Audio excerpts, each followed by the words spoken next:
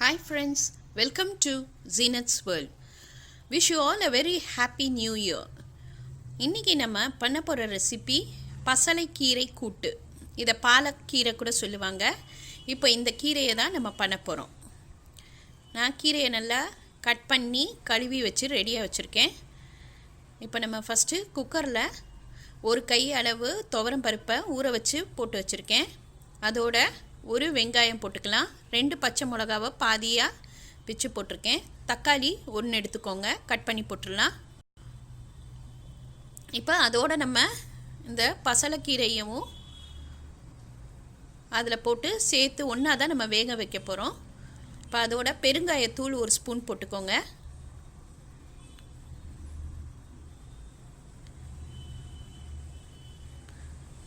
மஞ்சத்தூள் 1/2 ஸ்பூன். தண்ணி ஒரு அரை செம்பு ஊற்றிக்கோங்க. நல்லா கீரை முங்குற அளவுக்கு தண்ணி ஊற்றிக்கோங்க. நெய் 1 ஸ்பூன் போட்டுக்கோங்க, அப்போ தான் டேஸ்ட்டு சூப்பராக இருக்கும்.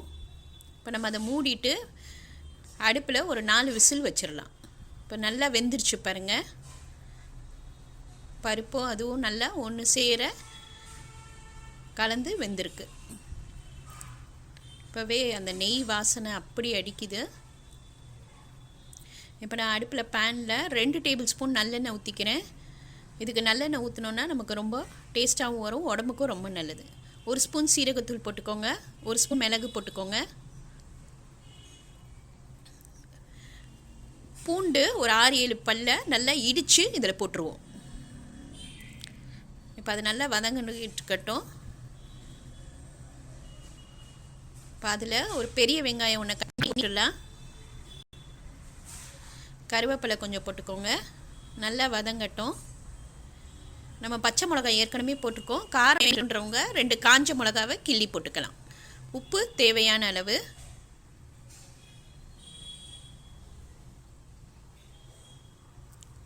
இப்போ நல்லா வதக்கியாச்சு. இப்போ நம்ம வேக வச்சதை இதில் ஊற்றிடலாம். பாருங்கள், ரொம்ப ஈஸி, ரொம்ப சீக்கிரம் ரெடி ஆயிடும். இது உடம்புக்கு அவ்வளோ நல்லது.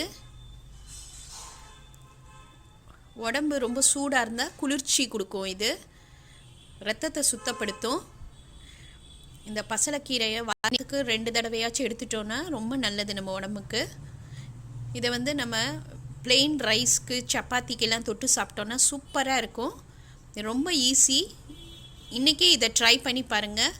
லைக் பண்ணுங்கள், ஷேர் பண்ணுங்கள், ப்ளீஸ் சப்ஸ்கிரைப் பண்ணுங்கள். உங்கள் கமெண்ட் எனக்கு அனுப்புங்க.